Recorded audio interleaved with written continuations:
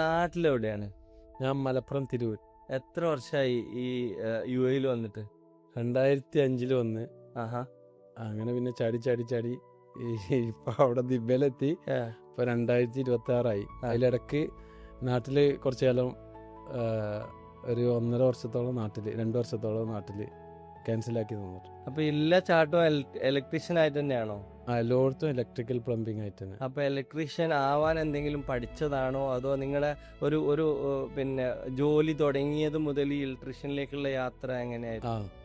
ഞാൻ നാട്ടില് കുറച്ചു കാലം ചെയ്ത്, പിന്നെ ഞാൻ ഈ ഫ്രീ കോഴ്സുകളൊക്കെ കിട്ടുന്നതൊക്കെ ഇങ്ങനെ യൂസ് ചെയ്യും. കാരണം നമ്മൾ പൈസ കൊടുത്ത് പഠിക്കാനുള്ള ഒരു സംവിധാനം അന്ന് വളരെ കുറവാണ് നമ്മളെ അതിലൊക്കെ. അപ്പോൾ ഇങ്ങനെ ഇങ്ങനെ എന്താ പറയുക, കണ്ട് പഠിച്ച് അങ്ങനെ ഇവിടെ എത്തിയത്. അപ്പൊ ആരെങ്കിലും കീഴിൽ ഹെൽപ്പർ?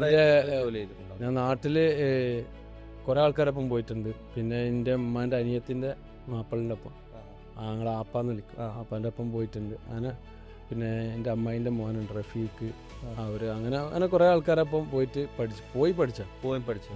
പിന്നെ ഗൾഫിലേക്ക് വരാനുള്ള സാഹചര്യം എങ്ങനെയായിരുന്നു? അത് ഗൾഫിലേക്ക് വരാന്ന് പറഞ്ഞാല് ഭയങ്കര ഒരു കഥയാണ്. എന്താണ് കഥയാണ്? നമ്മളെ നാട്ടിൽ മലപ്പുറത്ത് പറഞ്ഞാല് എങ്ങനെയെങ്കിലും ഒന്ന് അക്കരെ പോവാ അല്ലെങ്കിൽ പച്ചപിടിക്കുക എന്നുള്ള ലക്ഷ്യമാണ്.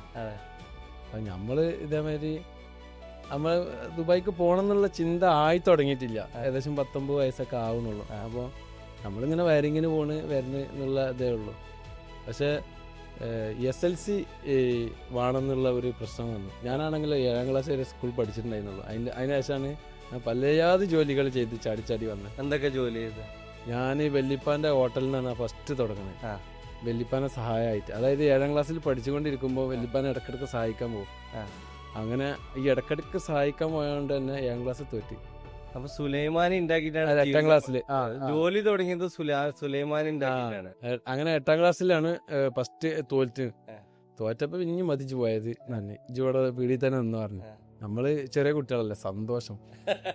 അങ്ങനെ അവിടെ കണ്ടിന്യൂ ചെയ്ത്, അങ്ങനെ പിന്നെ അവിടെ ഒരു 3-4 വർഷം അവിടെ തന്നെ നിന്ന്. പിന്നെ അതിൻ്റെ അടുത്തൊരു വേറെ ഹോട്ടലിൽ തുടങ്ങിയ കാരണം നമുക്ക് കച്ചവടമില്ല. നമ്മൾ പുട്ട് പഴം അങ്ങനെയൊക്കെ വിറ്റിന് വെല്ലിപ്പാൻ്റെ അങ്ങനെ ഒരു കച്ചവടം. പിന്നെ അത് വിറ്റ്.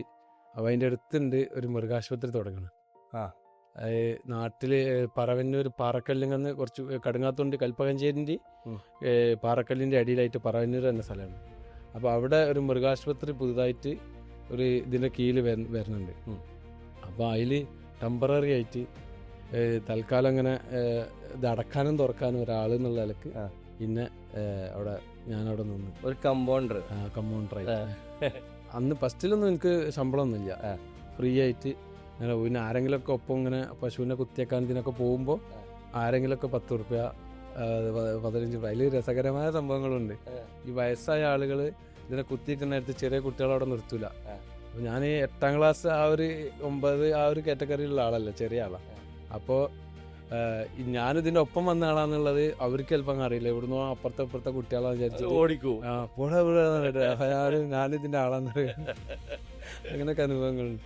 അങ്ങനെ പിന്നെ അവിടെ 3-4 വർഷം അവിടെ നിന്നിട്ടുണ്ട്. നിങ്ങളോടൊക്കെ സംസാരിക്കാൻ തുടങ്ങി? ഇല്ല, അവര് ഡോക്ടറാണ് ഇതൊക്കെ കാര്യങ്ങളൊക്കെ ചെയ്യുന്നത്. നമ്മള് ഇത് അടക്കാന്നുള്ള ലക്ഷ്യം നമുക്ക് ഉണ്ടായിരുന്നുള്ളൂ. പിന്നീട് ഇങ്ങനെ വരുമ്പോ പണി പഠിച്ച് പിന്നെ ഒപ്പം ഇങ്ങനെ പോക്ക് തുടങ്ങി. പിന്നെ ഇതിന് ശരിക്കും ഒരാളുണ്ട്, ഒറിജിനൽ ആളുണ്ട്. നമ്മൾ ടെമ്പററി ഇങ്ങനെ തുറക്കാനും അത് പഴയ നിരപ്പലാന്നറിയും. അറിയാം പണ്ടത്തെ പീടി. അതിന് ഇത് തുറക്കാനും അടക്കാനും ഒരു എടുക്കണം. അപ്പൊ ഇതിന് 2 ഐറ്റം കള്ളനൊക്കെ ഉണ്ട്. ഇങ്ങോട്ട് തിരിച്ച് അങ്ങോട്ട് ഉന്തിട്ട് അപ്പൊ അങ്ങനെയാണ് ഇത് തുറക്കാനും ഇതിനെ അടക്കാനുമാണ് ഞാനാവുന്നത്. അങ്ങനെ പിന്നെ ഇങ്ങനെ കാലക്രമേണ അങ്ങനെ ആയി അങ്ങനെ ചാടി പിന്നെ അവിടുത്തെ ഒരാളായി മാറി.